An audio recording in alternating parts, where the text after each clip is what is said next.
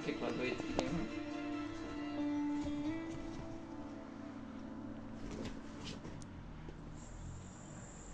Я уже хотел Катерине предложение делать, а она объявляет, Ого. что... Угу.